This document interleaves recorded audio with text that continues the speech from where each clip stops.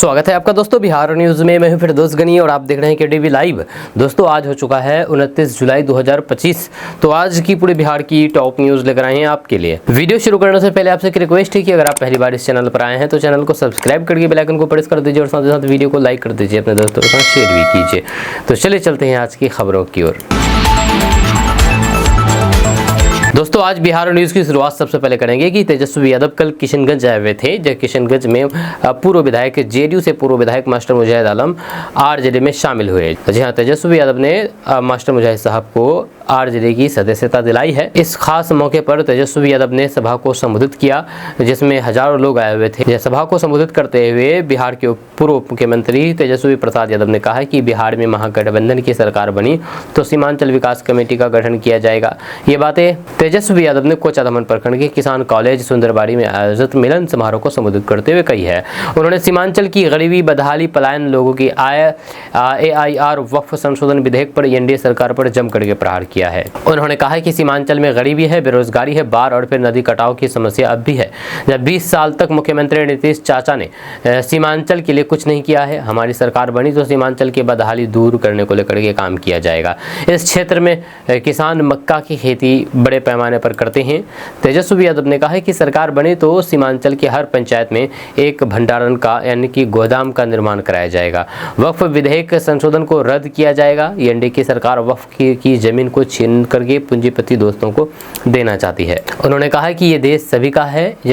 SIR के तहत NDA की सरकार अकलियत, दलित, पिछड़ा, अति पिछड़ा, आदिवासियों से वोटों के अधिकार को छीनना चाह रही है, जिसे हम लोग कभी नहीं होने देंगे। सरकार बनी तो फिर हर गरीब महिलाओं को हर महीने 2500 रुपये, सामाजिक पेंशन की राशि 1500 रुपये दिया जाएगा। उन्होंने कहा कि हमने चाचा नीतीश कुमार के साथ मिलकर के 17 महीना सरकार चलाया है। इस अवधि में 5 लाख लोगों को सरकारी नौकरी दी है। इस दौरान जेडीयू के पूर्व विधायक मास्टर मुजाहिद आलम को तेजस्वी यादव ने सभी विधायक एवं पार्टी नेताओं की उपस्थिति में पार्टी की सदस्यता ग्रहण कराई है। मौके पर पूर्व मंत्री अब्दुल बारी सिद्दीकी, राज्यसभा सांसद संजय यादव और भी कई सारे वहाँ पर नेता मौजूद रहे। दोस्तों बिहार में मतदाता सूची को लेकर के जारी विशेष गहन पुनरीक्षण अभियान पर सुप्रीम कोर्ट में अहम सुनवाई हुई। सर्वोच्च न्यायालय ने फिलहाल SIR प्रक्रिया पर रोक लगाने से इनकार कर दिया है। साथ ही साथ चुनाव आयोग को सुझाव दिया है कि वे आधार कार्ड और वोटर ID कार्ड को SIR में दस्तावेज के रूप में मान्य कराने पर विचार करें। वहीं पर सुनवाई के दौरान जब अदालत ने दस्तावेजों की वैधता पर सवाल उठाया तो चुनाव आयोग ने स्पष्ट रूप से कह दिया है कि राशन कार्ड को पहचान के प्रमाण के तौर पर स्वीकार नहीं किया जा सकता। आयोग ने इसे बड़े पैमाने पर फर्जी पाए जाने की आशंका जताते हुए खारिज कर दिया है। इसके जवाब में कोर्ट ने कहा कि वे ये बताएगा कि इस मुद्दे पर विस्तृत सुनवाई कब होगी। चुनाव आयोग ने 27 जुलाई को SIR के पहले चरण के आंकड़े जारी करते हुए बताया है कि बिहार में 65 लाख नाम मतदाता सूची से हटाए गए हैं, जिनमें से 22 लाख मतदाताओं की मृत्यु हो चुकी है। 36 लाख लोग अस्थायी रूप से हस्तांतरित हो चुके हैं, जबकि करीब 7 लाख लोगों के नाम एक से अधिक जगह पाए गए हैं। इस कार्रवाई के बाद बिहार में कुल मतदाताओं की संख्या 7 करोड़ 90 लाख से घट करके 7 करोड़ 24 लाख रह गई है। दोस्तों बिहार में अगले 2 दिनों तक भारी बारिश होने की संभावना जताई गई है। जब बिहार में मौसम का मिजाज एक बार फिर से बदला है। पिछले 2 दिनों से रुक रुक करके हो रही बारिश ने गर्मी और फिर उमस से राहत दी है। जब रविवार रात से कल रात से ही पटना में भी जोरदार बारिश हुई। इधर मौसम विभाग ने अगले 7 दिनों के दौरान का पूर्वानुमान जारी किया है। अगले 48 घंटे तक मौसम का मिजाज अधिकतर जिलों में बिगड़ा ही रह सकता है।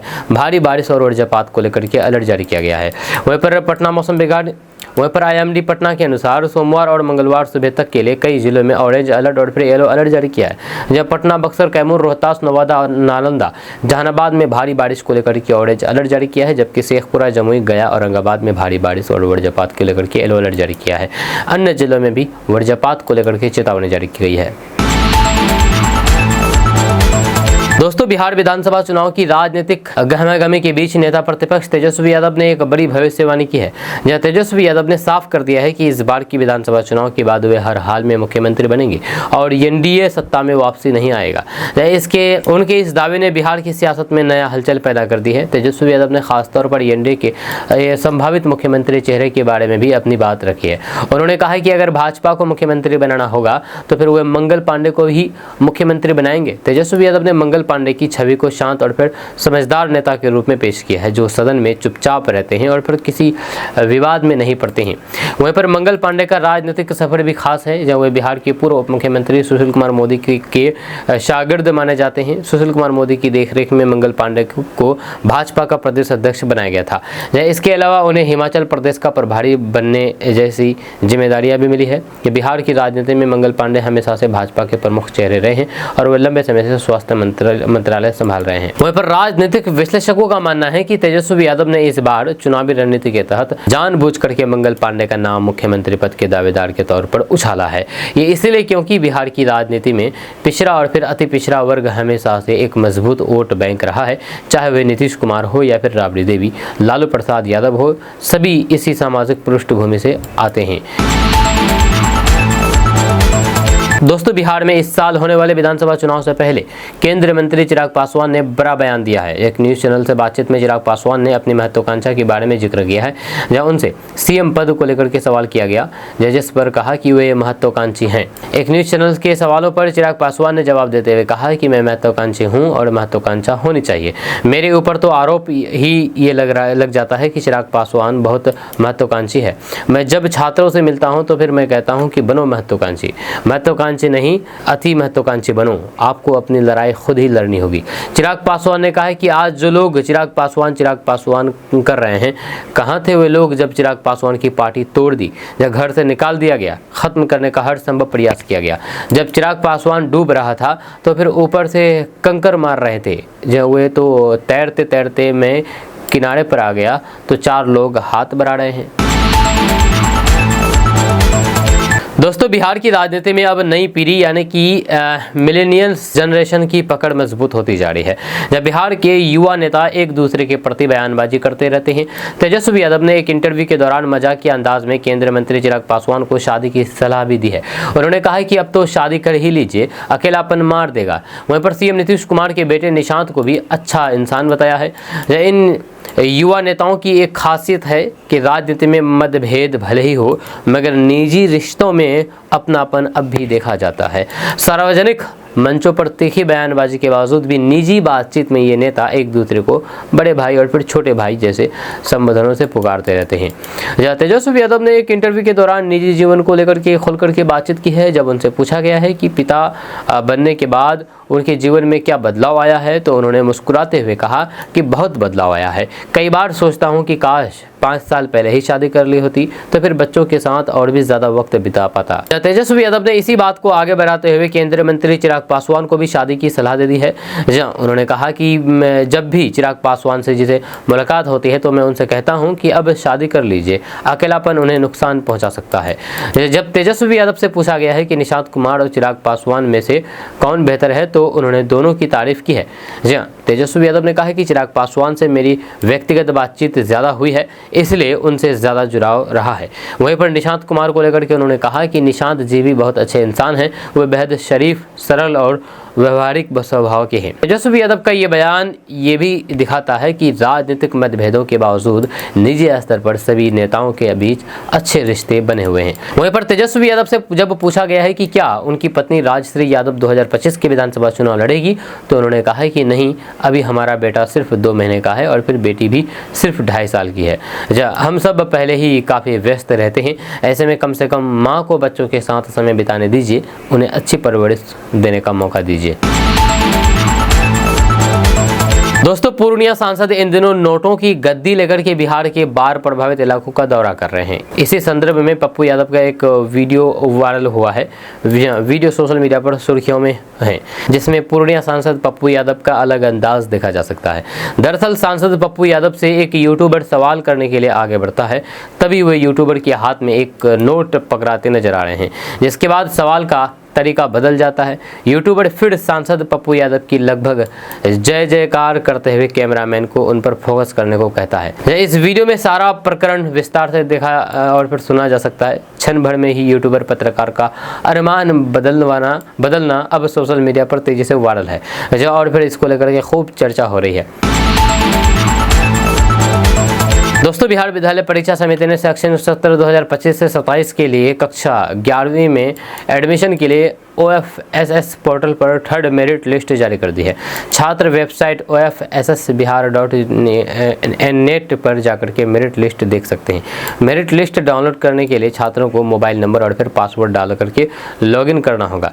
थर्ड लिस्ट में शामिल स्टूडेंट 31 जुलाई तक जाकर के आवंटित शिक्षण संस्थानों में एडमिशन करवा सकते हैं। चयन सूची में ना आने वाले स्टूडेंट्स 31 जुलाई तक विकल्प में संशोधन कर सकते हैं। बोर्ड ने सभी स्कूल प्राचार्य को निर्देश दिया है कि वे प्रतिदिन ऑनलाइन पोर्टल पर एडमिशन लेने वाले छात्रों की जानकारी अपडेट करेंगे। एडमिशन पूरा करने के लिए उम्मीदवारों को अपना OFSS इंटीमेशन लेटर 2025 ले जाना होगा, जिसे उसी वेबसाइट से डाउनलोड किया जा सकता है। डॉक्यूमेंट्स वेरिफिकेशन और फिर आवश्यक शुल्क के भुगतान के बाद ही दाखिला दिया जाएगा। दोस्तों, बिहार की राजनीति में आरोप प्रत्यारोप का दौर एक बार फिर से तेज हो गया है। नेता प्रतिपक्ष तेजस्वी यादव ने बिहार के उप मुख्यमंत्री सम्राट चौधरी पर गंभीर हमला बोलते हुए उनके जन्म तिथि और फिर शैक्षणिक प्रमाण पत्रों पर सवाल उठाए हैं। तेजस्वी यादव ने यहां तक दावा कर दिया है कि सम्राट चौधरी ने महज 10 साल में अपनी उम्र 23 साल बढ़ा ली है और ऐसे व्यक्ति बिहार की सत्ता में बैठकर के विपक्ष को निशाना बना रहे हैं। आज एक सभा को संबोधित करते हुए तेजस्वी यादव ने उप मुख्यमंत्री सम्राट चौधरी की प्रमाण पत्रों की सत्यता पर सीधे सीधे प्रश्न चिन्ह लगाया है। उन्होंने कहा है कि सम्राट चौधरी कैसे उप मुख्यमंत्री है जिनका जन्म तिथि का सर्टिफिकेट फर्जी है या जिनके एजुकेशन सर्टिफिकेट फर्जी है, जब वे ऐसे उप मुख्यमंत्री है जो मात्र 10 साल में अपनी उम्र 23 साल बढ़ा लेते हैं। तेजस्वी यादव ने अपनी बात को आगे बढ़ाते हुए कहा कि और ये लोग बिहार की सत्ता में हैं और फिर हमें गाली दे रहे हैं। अब आप समझ जाइए कि ये कैसे उप मुख्यमंत्री हैं कि अब सब कुछ इनका फर्जी है। वहीं पर अपने आरोपों को और पुख्ता करते हुए तेजस्वी यादव ने नियंत्रक एवं महालेखा परीक्षक यानी कि कैग की एक रिपोर्ट का भी हवाला दिया है। उन्होंने कहा है कि कैग ने 70,000 करोड़ रुपए से अधिक के घोटाले का मामला सामने आया है, जो बिहार की वित्तीय स्थिति पर गंभीर सवाल खड़े करता है। वहीं पर तेजस्वी यादव ने राज्य सरकार की कार्यप्रणाली पर भी सवाल उठाए हैं। अब आप समझ जाइए कि क्या स्थिति है बिहार में। मुख्यमंत्री मौन है, दोनों उप मुख्यमंत्री भी मौन हो चुके हैं। सरकार कैसे चल रही है किसी को पता नहीं है। वहीं पर तेजस्वी यादव के इस तीखे बयानों से बिहार की राजनीतिक गर्माहट और बढ़ गई है। जी हाँ, वहीं पर एनडीए की ओर से अभी इन आरोपों पर कोई भी तत्काल प्रक्रिया नहीं आई है। जहाँ राजद इन आरोपों के जरिए सरकार को घेरने की कोशिश कर रहा है, खासकर के तब जब विधानसभा चुनाव नजदीक आ रहे हैं। ये देखना दिलचस्प होगा कि उप मुख्यमंत्री सम्राट चौधरी और सत्ता पक्ष इन गंभीर आरोपों पर क्या जवाब देते हैं। दोस्तों, बिहार में जल्द ही 1 लाख शिक्षकों की बहाली होगी। जी आपको बता दें कि शिक्षक बनने का इंतजार में बैठे अभ्यर्थियों के लिए बड़ी खबर है। बिहार में अब जल्द ही 1 लाख शिक्षकों की बहाली होने जा रही है। यह ट्राई 4 के तहत शिक्षक बहाली प्रक्रिया जल्द ही शुरू होगी। बिहार की महिला अभ्यर्थियों को इसमें आरक्षण का लाभ मिलेगा। इस बात की जानकारी नीतीश की पार्टी जनता दल यूनाइटेड यानी कि जेडीयू ने अपने सोशल मीडिया अकाउंट एक्स पर दी है। जब वहीं पर जेडीयू के इस ट्वीट के बाद सोशल मीडिया पर यूजर्स की प्रतिक्रिया लगातार सामने आ रही है। वहीं पर चौहान एस ने सवाल किया है कि ये जल्द कब होगा, या इसकी कोई तय समय सीमा है या बस चुनाव के चलते घोषणा की जा रही है। वहीं पर चुनाव से पहले बीपीएससी ट्राई 4 को पूरा करना होगा और वह भी डोमिसाइल नीति के साथ। अब बिहार के युवाओं को फिर से ठगने का काम नहीं चलेगा। जबकि एक एक्स यूजर ने कहा कि TRE 4 से पहले STET का भी होना चाहिए सर, क्योंकि हम लोग 2022 से 24 सेशन वाले हैं, जहाँ हम लोग के सामने से TRI 1 2 3 निकल गया है। अब STE नहीं होगा तो फिर TRE 4 भी निकल जाएगा। दोस्तों, भारत में रोजगार का संकट कोई नया नहीं है, लेकिन संविदा और फिर आउटसोर्सिंग के जरिए काम कर रहे कर्मचारी आज भी सबसे अधिक अपेक्षित वर्ग बने हुए हैं। ये कर्मचारी सरकारी कर्मचारियों के सामने ही काम करते हैं, वहीं पर जिम्मेदारियां निभाते हैं, लेकिन अधिकारियों और फिर सुविधाओं के नाम पर उन्हें लगभग नज़रअंदाज कर दिया जाता है। लगातार मेहनत, ईमानदारी और फिर निष्ठा के बावजूद भी उन्हें कभी स्थायित्व नहीं मिलता, न ही सामाजिक और फिर आर्थिक सुरक्षा। यही कारण है कि आज सबसे ज़्यादा परेशान वही है जो सरकार की जड़ में काम कर रहे हैं, संविदा कर्मी और फिर आउटसोर्स कर्मचारी। वहीं पर देश के अलग अलग हिस्सों में राष्ट्रीय स्वास्थ्य मिशन, जीविका, मनरेगा और फिर अनेक राज्य स्तरीय योजनाएं चल रही है, जिनकी नींव इन्हीं संविदा और फिर आउटसोर्सिंग कर्मचारियों के भरोसे टिकी हुई है। लेकिन विडंबना यह है कि इन योजनाओं को जमीन पर सफल बनाने वाले कर्मचारियों की आवाज ना तो सत्ता के गलियारों में सुनाई देती है और न ही प्रशासन के दफ्तरों में। इन कर्मचारियों का आरोप है कि जब भी वे अपनी समस्या लेकर के नेताओं या फिर अफसरों के पास जाते हैं तो फिर उनकी शिकायतें टाल दी जाती है या फिर ठंडे बस्ते में डाल दी जाती है। इसके परिणाम स्वरूप इनका शोषण वर्षों से जारी है। दोस्तों बिहार में 24,000 शिक्षकों की नौकरी जा सकती है। दरअसल बात यह है कि बिहार में फर्जी प्रमाण पत्र के जरिए नौकरी पाने वाले 28,052 नियोजित शिक्षकों के खिलाफ आपराधिक मामला दर्ज करने की तैयारी है। जहां सूत्रों के अनुसार अब तक की जांच में बिहार में नियोजित शिक्षकों की प्रमाण पत्र फर्जी पाए जाने के मामले में अब तक 1647 प्राथमिकी दर्ज की जा चुकी है, जबकि इसी मामले में 2852 शिक्षकों के खिलाफ प्राथमिकी दर्ज करने की तैयारी की जा रही है। इनमें अधिकांश शिक्षकों के शैक्षणिक प्रमाण पत्र और फिर गैर मान्यता प्राप्त शिक्षक प्रशिक्षण संस्थानों से प्राप्त बीएड की डिग्रियां शामिल है। वहीं पर शिक्षा विभाग के अपर मुख्य सचिव डॉक्टर एस सिद्धार्थ ने बताया है कि पटना उच्च न्यायालय द्वारा रंजित पंडित एवं अन्य बनाम बिहार सरकार मामले में पारित आदेश के तहत साल 2016 से साल 2015 तक नियोजित शिक्षकों के शैक्षणिक पूर्व शैक्षणिक अंक पत्रों और फिर प्रमाण पत्रों की जांच निगरानी अन्वेषण ब्यूरो द्वारा की जा रही है। इसी क्रम में राज्य के विभिन्न जिलों में जांच के दौरान शिक्षकों के प्रमाण पत्र फर्जी पाए गए हैं। इनमें 1672 शिक्षकों को कारण बताओ नोटिस जारी किया गया है। निगरानी अन्वेषण ब्यूरो द्वारा अब तक 6,35,322 प्रमाण पत्रों का सत्यापन किया जा चुका है। दोस्तों कांग्रेस पार्टी में प्रशांत किशोर ने सेंध लगाई है। दरअसल बात यह है कि कांग्रेस की वरिष्ठ नेता बिहार प्रदेश कांग्रेस कमेटी की महासचिव प्रतिभा सिंह जनसुराज में शामिल हो गई है। जहां इसकी घोषणा जनसुराज पार्टी के जिला कार्यालय में की गई है। जहां इस अवसर पर प्रतिभा सिंह ने कहा कि वे जनसुराज के संस्थापक प्रशांत किशोर के विचारों से प्रभावित होकर के इस पार्टी में शामिल हुए हैं। जहाँ उनकी नीति नीयत और फिर बिहार को बदलने की दिशा में जो प्रयास हो रहा है वो एक नई उम्मीद जगाते हैं। जिला अध्यक्ष आमिर हैदर ने कहा कि प्रतिभा सिंह के जनसुराज में शामिल होने से संगठन को महिला सशक्तिकरण, युवाओं की भागीदारी और फिर समाज के अंतिम व्यक्ति तक पहुंचने में नई ऊर्जा मिलेगी। जब प्रतिभा सिंह का राजनीतिक जीवन अत्यंत सक्रिय और फिर विविध अनुभवों से भरा हुआ है। वहीं पर ये वर्तमान में बिहार प्रदेश कांग्रेस कमेटी की महासचिव और फिर समस्तीपुर लोकसभा क्षेत्र की प्रभारी रही है। तो वह 2004 से 2006 में महिला कांग्रेस प्रखंड अध्यक्ष रही। इसके बाद 2006 से 2008 में जिला युवा कांग्रेस अध्यक्ष रही। दोस्तों सीमांचल के पूर्णिया में हिंदू संगठनों ने गीता का ज्ञान पुस्तक बेचे जाने का विरोध किया है। दरअसल बात यह है कि गीता का ज्ञान नाम से धार्मिक पुस्तक बेच रहे कुछ लोगों के विरुद्ध हिंदू संगठन के कार्यकर्ताओं ने जमकर के विरोध प्रकट किया। इस दौरान हंगामा इतना बढ़ गया कि वहां पर लोगों की भीड़ लग गई। आक्रोशित लोगों ने जिस गाड़ी पर बैठ कर के पुस्तक भेजा जा रहा था उस गाड़ी को ही क्षतिग्रस्त कर दिया गया। जी हाँ, ये घटना रविवार की दोपहर शहर के फारबिसगंज मोड़ स्थित पंचमुखी मंदिर के पास हुई है। सूचना के बाद फणीश्वरनाथ रेणु टीओपी प्रभारी शबाना आजमी सदल बल घटनास्थल पर पहुंची और फिर दोनों पक्षों के साथ क्षतिग्रस्त गाड़ी को थाने ले गई। वहीं पर इस मामले में हिंदू संगठन के लोगों ने बताया है कि मैजिक गाड़ी पर गीता का ज्ञान नाम से बेचे जा रहे पुस्तक में हिंदू धर्म के पूजा पद्धति की जमकर के आलोचना की गई है। इसमें विभिन्न धर्म की पुस्तकों से तुलना करके सनातन धर्म का मजाक उड़ाया जा रहा है। इसी वजह से संगठन द्वारा इसका विरोध किया गया और फिर गीता नाम के धार्मिक ग्रंथ के आड़ में ऐसी पुस्तक को बेचने पर मना किया गया। लोगों ने यह भी कहा है कि स्कूल वैन लिखे गाड़ी का दुरुपयोग करके पुस्तक बेचा जा रहा था। वहीं पर क्षतिग्रस्त मैजिक गाड़ी के चालक सह मालिक पोस्टमार्टम रोड निवासी दिलीप कुमार राय ने बताया है कि वे गाड़ी से बच्चों को स्कूल पहुंचाने का काम करता है। रविवार को स्कूल में छुट्टी होने के कारण कप्तानपारा के रहने वाले राजेंद्र दास नाम के एक व्यक्ति ने उसकी गाड़ी एक दिन के लिए भाड़े पर लिया था। धार्मिक पुस्तक बेच रहे लोगों में कपिल देव दास ने बताया है कि गीता का ज्ञान नाम की पुस्तक हरियाणा से केनेगढ़ के बनियापट्टी स्थित एक आश्रम में भेजा जाता है, जब पुस्तक में दिए गए बातों को लोगों तक पहुंचाने के उद्देश्य से प्रति पुस्तक मात्र 20 रुपये में बेचा जा रहा था। आज पहला दिन था जब वे लोग पंचमुखी मंदिर के पास किताब के प्रचार प्रसार के लिए पहुंचे थे, लेकिन कुछ आक्रोशित लोगों ने मैजिक गाड़ी के शीशे और फिर गेट को बुरी तरीके से क्षतिग्रस्त कर दिया। वहीं पर मामले को लेकर के टीओपी प्रभारी शबाना आजमी ने बताया है कि पीड़ित के द्वारा आवेदन लिया जा रहा है। गाड़ी क्षतिग्रस्त करने में शामिल सभी लोगों पर प्राथमिकी दर्ज की जाएगी। दोस्तों पिछले 12 घंटे से रुक रुक करके हो रही भारी बारिश ने राजधानी पटना और फिर आसपास के क्षेत्र में रेल यातायात को बुरी तरीके से प्रभावित कर दिया है।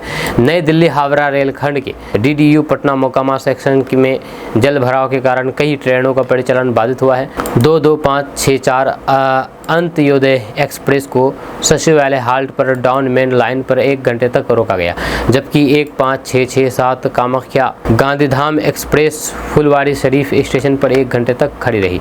इसके अलावा 02394 नई दिल्ली राजेंद्र नगर स्पेशल ट्रेन न्योरा और फिर दानापुर के बीच फंसी रही। भभुआ पटना इंटरसिटी को टारेगना में करीब 1 घंटे और फिर पुनपुन में आधे घंटे से अधिक समय तक रुकना पड़ा। और भी कई सारी गाड़ियां हैं जिसको भारी बारिश की वजह से रुकना पड़ा है। जी आपको बता दूं कि रेलवे अधिकारियों ने जल भराव के कारण रेलवे ट्रैक पर आए व्यवधान को दूर करने के लिए युद्ध स्तर पर कार्य किया गया है। दानापुर डीआरएम ने ट्वीट के माध्यम से यात्रियों से असुविधा के लिए खेद जताते हुए बताया है कि जल निकासी के लिए सक्रिय प्रयास किया जा रहा है। उन्होंने यात्रियों से धैर्य और फिर सहयोग की अपील की है। वहीं पर ट्रेनों के विभिन्न स्टेशनों पर रोके जाने से रेल यात्रियों को भारी परेशानी का सामना करना पड़ा, खास करके उन लोगों को जो आवश्यक कार्यों के लिए यात्रा करते थे। रेलवे ने स्थिति को नियंत्रित करने के लिए अतिरिक्त संसाधन तैनात किए गए हैं और फिर जल्द से जल्द सामान्य परिचालन बहाल करने का प्रयास किया जा रहा है। दोस्तों, पूर्णिया के रुपोली से पूर्व राजद विधायक बीमा भारती पर सौतन का संगीन इल्जाम लगा है। दरअसल बात यह है कि बिहार की राजनीति एक बार फिर से निजी रिश्तों की आग में जल उठी है, जहां पूर्णिया के रुपोली विधानसभा की पूर्व विधायक और फिर राजद की फायर ब्रांड नेता बीमा भारती इस बार राजनीतिक मंच से नहीं बल्कि सौतन संग जंग के कारण सुर्खियों में है। जहां भवानीपुर थाना में दर्ज शिकायत के मुताबिक बीमा भारती की सौतन गुड़िया मंडल ने उन पर मारपीट, जान से मारने की धमकी देने, गाली गलौज करने और फिर मोबाइल फोन छीनने जैसे गंभीर आरोप लगाए हैं।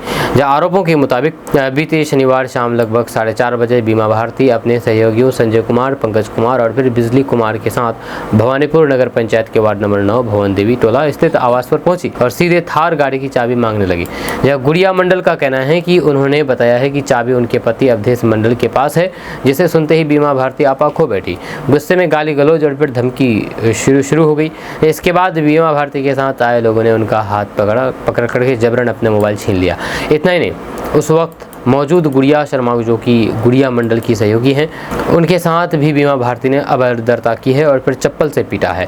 आरोप है कि बीमा भारती ने धमकी दी, अगर तू गुड़िया मंडल के साथ इस घर में सोई तो फिर तुझे जान से मरवा दूंगी। इस पूरे घटनाक्रम के पीछे गुड़िया मंडल ने रामचंद्र मंडल नामक पेशेवर अपराधी का हाथ बताया है, जो कि कथित रूप से बीमा भारती के इशारे पर काम करता है। जैसे ही मामला पुलिस तक पहुंचा तो फिर भवानीपुर थाना में हरकत मच गया। पुलिस ने त्वरित कार्रवाई करते हुए मामले की जांच शुरू कर दी। बीमा भारती ने भी शिकायत की है कि भनक लगते ही खुद थाने पहुंची और फिर सभी आरोपियों को बेबुनियाद झूठा और फिर बदनाम करने की साजिश बताया। इस पूरे घटनाक्रम ने एक बार फिर से साबित कर दिया है कि बिहार की राजनीति में निजी रिश्तों, सत्ता का संघर्ष और फिर सड़कों पर उतरती दुश्मनी अब आम बात हो चुकी है। जहां आने वाले दिनों में पुलिस जांच और फिर राजनीतिक बयानबाजी इस कहानी को और भी पेचीदा बना सकती है। ये महज घरेलू विवाद नहीं बल्कि राजनीति और फिर रिश्तों की एक खौफनाक लड़ाई है, जिसमें थार की चाबी भी है, चप्पल की मार भी है और सत्ता की दरार भी है। दोस्तों, पंचायत सचिव को धमकी मामले में राजद विधायक भाई वीरेंद्र की मुश्किलें बढ़ गई है। दरअसल बात है कि पंचायत सचिव के साथ फोन पर दुर्व्यवहार और फिर जूता से मारने की धमकी देने के मामले में आरजेडी विधायक भाई वीरेंद्र की मुश्किलें बढ़ गई है। पंचायत सचिव संदीप कुमार ने पटना की SC/ST थाने में राजद विधायक भाई वीरेंद्र के खिलाफ FIR दर्ज कराया है। इस FIR में दुर्व्यवहार करने और फिर धमकी देने जैसे आरोप लगाए गए हैं। FIR दर्ज करने के बाद पटना की SC/ST थाना की पुलिस मामले की छानबीन में जुट गई है। आपको बता दूं कि मनेर से आरजेडी के विधायक भाई वीरेंद्र का एक कथित मोबाइल कॉल रिकॉर्डिंग इंटरनेट पर वायरल हुई है। जहां वायरल हो रहे इस ऑडियो में वे एक पंचायत सचिव को जूते से मारने की धमकी देते हुए सुने जा सकते हैं। हालांकि KDV लाइव इस ऑडियो की पुष्टि नहीं करता है, लेकिन रिकॉर्डिंग की चर्चा चौक चौराहों से लेकर के सोशल मीडिया की दीवारों तक गूंज रही है। वहीं पर वायरल ऑडियो की शुरुआत में एक शख्स जो कि खुद को भाई वीरेंद्र बताता है, वह सराय कलुआ के पंचायत सेवक को फोन करता है। जैसे ही सामने वाला व्यक्ति हाँ बोलिए कहता है तो विधायक महोदय का पारा 7वें आसमान पर चढ़ जाता है। वे गरजते हुए कहते हैं कि तुम मुझे जानते ही नहीं हो, मैं तुम्हें जूते से मारूंगा, तुम्हें प्रोटोकॉल का ज्ञान नहीं है। इस धमकी के बाद पंचायत सचिव भी पीछे नहीं हटते। वे जवाब में वही तेवर अख्तियार कर लेते हैं और फिर बात करने के सलीके पर विधायक को उल्टा नसीहत देने लगते हैं। ये वार्तालाप कुछ ही पलों में तू मैं में बदल जाता है और फिर आवाज़ें जो गूंज रही थी अब वायरल हो चुकी है। दोस्तों बलुआ से जोकीहाट सड़क चौड़ीकरण को पथ निर्माण विभाग की तरफ से हरी झंडी मिल गई है। अब यह सड़क स्टेट हाईवे इंटरमीडिएट लेन में परिवर्तित होगा, जिसकी चौड़ाई 18 फीट होगी। जोकीहाट विधायक शाहनवाज आलम ने रविवार को इसकी जानकारी मीडिया को दी है। इस दिन उन्होंने कहा कि ये सड़क अमोड़ प्रखंड के गेरुआ चौक से दलमालपुर बलुआ जोकीहाट होकर के पलासी नेपाल सीमा तक 66 किलोमीटर लंबी होगी। बिहार सरकार की तरफ से अमोड़ प्रखंड के गेरुआ चौक से दलमालपुर बलुआ चकई मटियारी जोकीहाट से भाया पलासी कलियागंज नेपाल सीमा तक सड़क को बिहार राज्य स्टेट हाईवे का दर्जा मिला है। अब ये 2 लेन सड़क में तब्दील होगा। इस सड़क के चौड़ीकरण का सबसे अधिक फायदा जोकीहाट के कुरसिल पंचायत के बलुआ चौक से नगर पंचायत जोकीहाट को जोड़ने वाली सड़क का होगा। ये सड़क दशकों से सिंगल है। दोस्तों बिहार सरकार ने पंचायत राज विभाग में कार्यरत तकनीकी सहायक एवं अकाउंटेंट की पगार बढ़ाने की बहुप्रतीक्षित मांग पूरी करने की तैयारी कर ली है। संभावना है कि शीघ्र ही यानी कि जल्द ही इसकी घोषणा मुख्यमंत्री नीतीश कुमार करेंगे।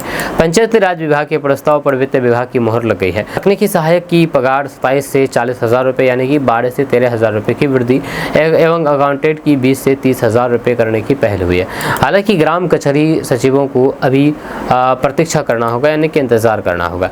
जहाँ पहल से लगभग 11,000 संविदा कर्मियों को सीधा लाभ मिलेगा, जिनमें 8,054 ग्राम कचहरी सचिव, 1600 लेखपाल IT सहायक एवं 1500 तकनीकी सहायक सम्मिलित है। यह प्रस्ताव के अनुसार कचहरी सचिवों के मानदेय में लगभग दुगुना बढ़ोतरी होगी, जबकि अन्य कर्मियों के मानदेय में 20 से 30% तक की वृद्धि दर्ज की जा रही है। इससे पहले 2023 में पंचायत राज विभाग ने एक प्रस्ताव लाया था जिसमें परफॉर्मेंस बेस्ड मानदेय की बात थी, परंतु कर्मियों के विरोध के कारण वह प्रस्ताव ठंडे बस्ते में चला गया। अब पुराने प्रस्ताव को संशोधित करके समान रूप से सभी को लाभ देने की योजना पर काम किया गया है, जहाँ ग्राम कचहरी सचिव का न्यूनतम मानदेय 6,000 से बढ़ाकर के 12,000 रुपये किया जाएगा। दोस्तों बिहार में विधानसभा चुनाव की तैयारी में हर पार्टी जुटी हुई है। हालांकि मुख्य मुकाबला NDA और फिर महागठबंधन के बीच है, लेकिन कई नई पार्टियां भी मैदान में हैं। इन सब के बीच तेज प्रताप यादव ने निर्दलीय चुनाव लड़ने की बात कहकर के RJD को टेंशन में डाल दी है। इस पर उनके छोटे भाई तेजस्वी यादव का दिया गया बयान हैरान करने वाला है। यह दरअसल रविवार को जब तेजस्वी यादव मीडिया से बातचीत कर रहे थे, इसी दौरान उनसे पूछा गया है कि तेज प्रताप यादव ने महुआ से चुनाव लड़ने का ऐलान कर दिया है। इस पर तेजस्वी यादव ने कहा कि कितनी पार्टियां बनती हैं, ये कहकर के वे चले गए। वहीं पर तेजस्वी यादव ने बयान देकर के सबको चौंका जरूर दिया है, लेकिन तेज प्रताप यादव के मन में हमेशा से कुछ और ही रहा है। यह तेज प्रताप यादव हमेशा से कहते रहे हैं कि वे तेजस्वी यादव को मुख्यमंत्री बनाना चाहते हैं। जब पार्टी से निकाले जाने के बाद भी वे यही बात कहते रहे हैं। वहीं पर दूसरी ओर चुनावी माहौल को देखते हुए तेज प्रताप यादव ने अपनी तैयारियां शुरू कर दी है। वे लगातार अलग अलग इलाकों में जाकर के लोगों से मिल रहे हैं, जब बैठकें कर रहे हैं। जब पिछले रविवार को वे मुजफ्फरपुर में थे, उन्होंने ट्विटर पर बैठक की तस्वीरें भी शेयर की है। पोस्ट में लिखा है कि आज मुजफ्फरपुर के बोचा विधानसभा क्षेत्र के बोरवाड़ा में जनसंवाद कार्यक्रम में हजारों की संख्या में आए लोगों को संबोधित किया। अब राज्य में सामाजिक न्याय, सामाजिक अधिकार और फिर संपूर्ण परिवर्तन को मजबूत करना है। आपको बता दूं कि तेज प्रताप यादव हसनपुर सीट से विधायक हैं, जिस महुआ विधानसभा सीट से वे 2025 में निर्दलीय चुनाव लड़ने की बात कह रहे हैं, वह राजद के खाते में है। इस सीट से राजद के मुकेश रोशन विधायक हैं। हालांकि तेज प्रताप यादव 2015 में महुआ से राजद से चुनाव लड़ चुके हैं और जीते थे, इसलिए वे फिर से यहां से चुनाव लड़ने की बात कह रहे हैं। पिछले बार उनके पास राजद का सिंबल था, लेकिन इस बार वे अकेले ही अपनी ताकत दिखाएंगे। दोस्तों बिहार में विधानसभा चुनाव जैसे जैसे नजदीक आ रहे हैं, बिहार की राजनीति में नए समीकरण बनने लगे हैं। अब तक नीतीश कुमार के साथ गठबंधन को नकारने वाले तेजस्वी यादव ने नीतीश कुमार से फिर से गठबंधन के संकेत दे दिए हैं। उन्होंने साफ कर दिया है कि अगर महागठबंधन को बहुमत नहीं मिलता है तो फिर वे JDU से गठबंधन के लिए तैयार हैं, लेकिन एक शर्त पर, मुख्यमंत्री पद उन्हें चाहिए। RJD प्रमुख लालू प्रसाद यादव ने साल 2025 की शुरुआत में कहा था कि नीतीश कुमार के लिए उनके दरवाजे हमेशा खुले हैं। अगर नीतीश कुमार फिर से NDA में आते हैं तो फिर हम उन्हें माफ कर देंगे और फिर मिलकर के काम करेंगे। हालांकि उस समय तेजस्वी यादव ने इस बयान से किनारा कर लिया था और फिर नीतीश के खिलाफ करार रुख अपनाया था। वहीं पर तेजस्वी यादव ने अब कहा कि अगर नतीजे के बाद महागठबंधन की सीटें कम रहती है तो फिर हम गठबंधन को मजबूती देने के लिए नीतीश कुमार के साथ आने को तैयार हैं, लेकिन मुख्यमंत्री पद हमारी शर्त रहेगी। उन्होंने बीजेपी पर आरोप लगाते हुए कहा कि बीजेपी JDU को खत्म करने की साजिश रच रही है। नीतीश जी को भी ये बात अब समझ में आ रही है। वहीं पर इस बयान से साफ है है कि बिहार में चुनाव बाद फिर से एक नया महागठबंधन देखने को मिल सकता है, जिसमें जेडीयू और फिर आरजेडी फिर से साथ आ सकते हैं। दोस्तों, किशनगंज कोर्ट ने एक बड़ा फैसला सुनाया है। यहाँ पर जानलेवा हमला करने वाले को 10 साल की सश्रम कारावास की सजा सुनाई है और 10,000 रुपए का जुर्माना भी लगाया है। किशनगंज से एक अहम न्यायिक फैसला सामने आया है। जिला न्यायालय ने एक पुराने जानलेवा हमले के मामले में करार अपनाते हुए आरोपी को कठोर सजा सुनाई है। जहाँ प्रधान जिला एवं सत्र न्यायाधीश सुशांत कुमार की अदालत ने शनिवार को आरोपी संतोष श्रीवास्तव को 10 साल के श्रम कारावास और फिर 10,000 रुपए की जुर्माने की सजा सुनाई है। साथ ही साथ अदालत ने यह भी स्पष्ट कर दिया है कि अगर आरोपी जुर्माना नहीं देता है तो फिर उसे 3 महीने की अतिरिक्त कैद भुगतनी होगी। दरअसल ये मामला नवंबर 2016 का है। छठ पर्व के दिन पीड़ित आनंद कुमार अपने घर के लिए पूजा का सामान लेकर के लौट रहे थे। तभी धर्मगंज चौक के पास आरोपी संतोष श्रीवास्तव ने उन पर धारदार हथियार से हमला कर दिया। हमला इतना खतरनाक था कि आनंद के सिर, गर्दन और फिर पेट पर कई वार किए गए। आज आनंद फरार में पड़े, जिन्होंने गंभीर हालात में आनंद को किशनगंज सदर अस्पताल पहुंचाया, जहां पर प्राथमिक इलाज के बाद उनकी नाजुक हालात को देखते हुए सिलीगुड़ी रेफर कर दिया गया। सिलीगुड़ी में आनंद का करीब 20 से 25 दिनों तक इलाज चला, तब जाकर के उनकी जान बच सकी। वहां पर मामला सत्र वाद संख्या 94/2017 के तहत चल रहा था। लोक अभियोजक प्रणव कुमार ने अदालत में पूरे मामले की मजबूत पैरवी की और फिर ठोस साक्ष्य और फिर गवाह प्रस्तुत किए।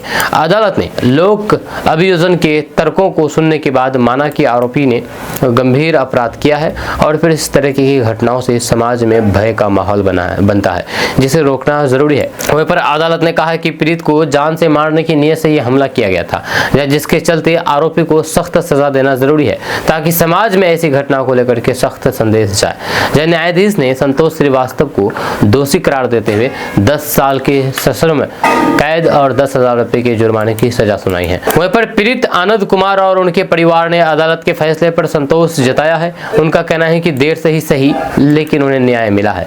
परिवार ने न्यायपालिका और फिर लोक अभियोजन की पूरी टीम का आभार जताया है। यह फैसला किशनगंज में न्याय व्यवस्था की सक्रियता और फिर अपराध के खिलाफ जीरो टॉलरेंस की एक मिसाल माना जा रहा है। अपराधियों में भय और फिर आम जनता में न्याय के प्रति विश्वास मजबूत होगा। दोस्तों, बहादुरगंज के पूर्व विधायक तौसीफ आलम ईंट रेट मुद्दे के बाद एक और मुद्दे पर अभी हुए चर्चा में बने हुए हैं, वह है ट्रेन कांड। राजधानी एक्सप्रेस ट्रेन में जिस तरह से चैन खींचने का मामला सामने आया है, इससे किशनगंज की राजनीति में हलचल मच गई है। दरअसल बात है कि सीमांचल की राजनीति में लंबे समय तक एक मजबूत पहचान रखने वाले बहादुरगंज विधानसभा क्षेत्र के पूर्व विधायक तौसीफ आलम एक बार फिर से चर्चा में है। वजह इस बार कोई राजनीतिक बयान या फिर बड़ा जनसभा नहीं, बल्कि राजधानी एक्सप्रेस में उनके सहयोगी द्वारा की गई चैन पुलिंग की घटना है, जिसने रेलवे प्रशासन से लेकर के आम लोगों तक को हैरान कर दिया है। दरअसल तौसीफ आलम दिल्ली जाने के लिए राजधानी एक्सप्रेस ट्रेन में सफर कर रहे थे, जब वे ट्रेन के H1 कोच के जी कूपे में अपने कुछ करीबी साथियों के साथ सवार थे। यात्रा के दौरान गाजियाबाद स्टेशन के पास अचानक ट्रेन की इमरजेंसी चैन खींच दी गई, जिससे ट्रेन कुछ देर के लिए रुकनी पड़ी। रेलवे नियमों के अनुसार बिना किसी वैध कारण के आपातकालीन चैन खींचना एक दंडनीय अपराध है और इस पर जुर्माना एवं सजा का भी प्रावधान है। अब सवाल है कि आखिर ये घटना कैसे हुई। तो आपको बता दूं कि घटना के तुरंत बाद रेलवे अधिकारियों ने छानबीन शुरू की तो पता चला कि जिस कूपे से चैन खींची गई उसमें पूर्व विधायक तौसीफ आलम साहब सफर कर रहे थे। इसके बाद मामला और गरमाया। मीडिया में खबर आई कि कहीं जानबूझकर तो चैन नहीं खींची गई। इस बीच तौसीफ आलम साहब ने फोन पर सफाई दी और बताया कि उन्होंने चैन नहीं खींची, बल्कि ये गलती से उनके एक सहयोगी से हुआ है। वहीं पर तौसीफ आलम साहब के मुताबिक सुबह के वक्त जब उनका एक सहयोगी ऊपर की बर्थ से नीचे उतर रहा था तो इसी दौरान संतुलन बिगड़ने से उनका पैर फिसल गया और हाथ आपातकालीन चैन से टकरा गया, जिससे चैन खींच गई और ट्रेन अचानक रुक गई। तौसीफ आलम साहब ने कहा कि यह पूरी घटना दुर्घटनावश हुआ है, जिसमें कोई साजिश या फिर जानबूझकर की गई शरारत नहीं थी। वहीं पर पूर्व विधायक तौसीफ आलम ने सहयोगी की जगह खुद जिम्मेदारी लेते हुए रेलवे को एक लिखित माफी माफीनामा सौंपा। उन्होंने कहा कि वे रेलवे का सम्मान करते हैं और कभी नहीं चाहेंगे कि यात्रा में किसी तरीके की बाधा आए। तौसीफ आलम ने यह भी कहा कि जो भी जुर्माना या फिर कार्रवाई होगी वे उसे स्वीकार करेंगे। माफीनामा मिलने के बाद रेलवे अधिकारियों ने राहत की सांस ली और मामला ज्यादा बड़ा नहीं हुआ। आपको बता दूं कि तौसीफ आलम साहब सीमांचल की राजनीति का एक जाना पहचाना नाम है। जब बहादुरगंज विधानसभा क्षेत्र से वे 4 बार के विधायक रह चुके हैं। 2005 में उन्होंने निर्दलीय उम्मीदवार के रूप में कांग्रेस प्रत्याशी को हराया था। इसके बाद अक्टूबर 2005, 2010 और 2015 में कांग्रेस की टिकट पर जीत दर्ज की। हालांकि 2020 के विधानसभा चुनाव में उन्हें एआईएमआईएम के उम्मीदवार मोहम्मद अंजार नईमी के हाथों शिकस्त का सामना करना पड़ा। फिलहाल तौसीफ आलम अभी एआईएमआईएम से जुड़े हैं और फिर सीमांचल की राजनीति में फिर से सक्रिय भूमिका निभा रहे हैं। वहीं पर इस चैन पुलिंग की ये घटना सोशल मीडिया पर भी खूब चर्चा में रही है, जब कुछ लोगों ने तौसीफ आलम के इस कदम को सही बताया है कि उन्होंने गलती को छुपाने की बजाय खुल करके जिम्मेदारी ली और माफीनामा सौंपा। वहीं कुछ लोगों ने सवाल उठाया है कि वीआईपी यात्रियों के साथ इस तरीके की लापरवाही क्यों होती है, जहां आम यात्रियों को ऐसे मामले में तुरंत जुर्माना भरना पड़ता है, लेकिन नेताओं को अक्सर रियायत मिल जाती है, छूट मिल जाती है। वहीं पर रेलवे अधिकारियों ने कहा कि आपातकालीन चैन खींचना गंभीर मामला है और इससे पूरी ट्रेन की समय सारणी प्रभावित होती है, इसलिए भविष्य में ऐसी घटनाओं पर सख्त कार्रवाई की जाएगी। अधिकारियों ने कहा है कि चाहे कोई भी यात्री हो, नियम सब के लिए समान है। आपको बता दूं कि इस घटना ने तौसीफ आलम को फिर से सुर्खियों में ला दिया है। हालांकि उनके माफीनामे ने मामला शांत कर दिया, लेकिन ये दिखाता है कि छोटी सी लापरवाही भी किस तरह बड़ी समस्या खड़ी कर सकती है। फिलहाल तौसीफ आलम साहब ने अपने समर्थकों को संदेश दिया है कि वे हर स्थिति में नियमों का पालन करते हैं। ये घटना सीमांचल की राजनीति में एक हल्की फुल्की चर्चा का विषय बन गई, लेकिन इसके जरिए ये भी स्पष्ट हुआ कि जिम्मेदार नेता अपनी गलती को छिपाने की बजाय उसे स्वीकार करके उदाहरण पेश कर सकते हैं। दोस्तों, एमजीएम मेडिकल कॉलेज कांड के बाद डॉक्टर दिलीप कुमार जायसवाल किशनगंज पहुंचे, जहां पर उन्होंने गुरुद्वारे में माथा टेका। जैसे कि आपको पता है कि बीजेपी बिहार प्रदेश अध्यक्ष डॉक्टर दिलीप कुमार जायसवाल जी अभी एक विवाद में फंसे हुए हैं, वह एमजीएम मेडिकल कॉलेज मुद्दे को लेकर के। कहा जाता है कि डॉक्टर दिलीप कुमार जायसवाल इसको हड़पने का काम किया है। इसमें ये पहले कलर का काम करते थे, लेकिन बाद में चल करके इन्होंने इस मेडिकल कॉलेज को हड़प करके इसका मालिक बन गया। हालांकि डॉक्टर दिलीप कुमार जायसवाल ने इस मामले पर पहले सफाई भी दी है। जैसे कि आपको पता है कि एक सिख द्वारा इस एमजीएम मेडिकल कॉलेज का निर्माण कराया गया था, इसकी नींव रखी थी। ये मेडिकल कॉलेज सिख माइनॉरिटी का ही कहा जाता है, लेकिन आज इसका मालिक डॉक्टर दिलीप कुमार जायसवाल है। जहां आज किशनगंज पहुंचे डॉक्टर दिलीप कुमार जायसवाल ने गुरुद्वारे में जाकर के माथा टेका है। हालांकि ये सहयोग या परयोग है, ये तो खैर नहीं बता सकते हैं। डॉक्टर दिलीप कुमार जायसवाल के गुरुद्वारे पहुंचने पर उनके साथ माता गुजरी मेमोरियल मेडिकल कॉलेज के अध्यक्ष सरदार बलवंत सिंह रामूवलिया भी मौजूद रहे। गुरुद्वारा प्रबंधन समिति ने डॉक्टर दिलीप कुमार जायसवाल का गर्मजोशी से स्वागत किया और शॉल ओढ़ा करके सम्मानित किया। यह डॉक्टर दिलीप कुमार जायसवाल ने कहा कि हाल ही में उनके भाजपा प्रदेश अध्यक्ष पद के 1 वर्ष पूरे हुए हैं। इस अवसर पर वे आभार जताने गुरुद्वारा साहिब पहुंचे, जहां उन्होंने कहा कि मुझे सिख समाज का स्नेह और आशीर्वाद हमेशा मिला है। ये समाज निस्वार्थ सेवा और फिर भाईचारे का प्रतीक है। मुझे गर्व है कि सिख समाज ने हर मौके पर समाज को जोड़ने और फिर देश को मजबूत बनाने में अहम भूमिका निभाई है। तो मीडिया से बातचीत में जब उनसे आगामी विधानसभा चुनाव और फिर राजनीति से जुड़े हुए सवाल पूछे गए तो